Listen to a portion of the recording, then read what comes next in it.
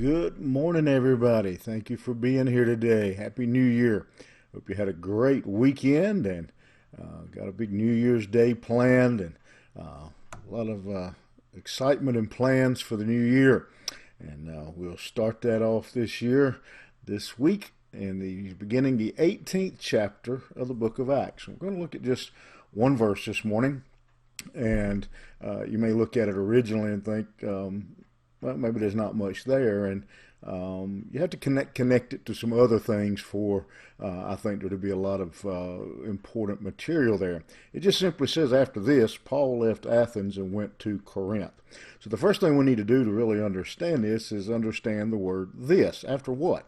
What happened that caused Paul to leave Athens and go to Corinth? Well, we looked at it last week, if you remember, back in verse 32.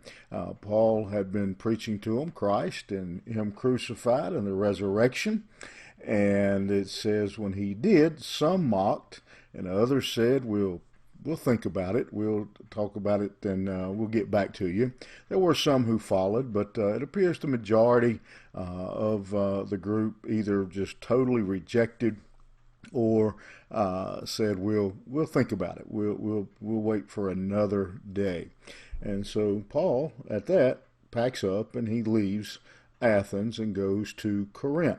And again, he's had some results. We see here where it says some joined themselves, some followed him, but again, it appears that the majority just simply decided to either just flat close him out, push him out, refuse to hear what he's saying, or just procrastinate and we'll do something later. We don't really need that. We could take it or leave it.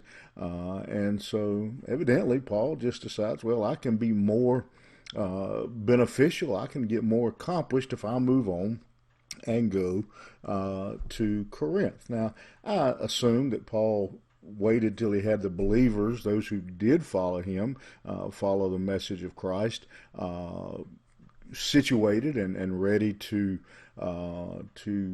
follow Christ and lead their church. But then he leaves and goes to Corinth. And I think there's a couple things that are good points for you and I to remember here. First of all, let's look at the this again. Sometimes you can, again, even the great Apostle Paul, when someone has pride or just being obstinate, some people just block their minds to the gospel. And we talked about this a little bit when we looked at that verse. Sometimes you can be the greatest preacher in the world, and people will reject you. They rejected Christ, they rejected Paul, they rejected Peter, they rejected generally all the apostles, by and large. And so just because your message is rejected, don't give up, don't get frustrated and quit. But Paul doesn't keep banging his head on the wall either. When he realizes, I'm just not going to get much done here, he strikes off to Corinth and goes there. And again, a good model for us. Sometimes our own pride maybe causes us just to continue to work on someone or some group of people that have just made up their mind they're not going to receive the gospel. And sometimes it's just time to pack up and move on. One of my favorite sayings is a good run is better than a bad stand. Sometimes you just have to leave Athens and go on to Corinth, where people are willing to hear the message. And so we just have to be sensitive to the leadership of the Spirit of when that time is. And I think those are two very important lessons for somebody today who is attempting to tell people about Christ, is that sometimes some people are just not going to listen. Therefore, you move on and find somebody who will.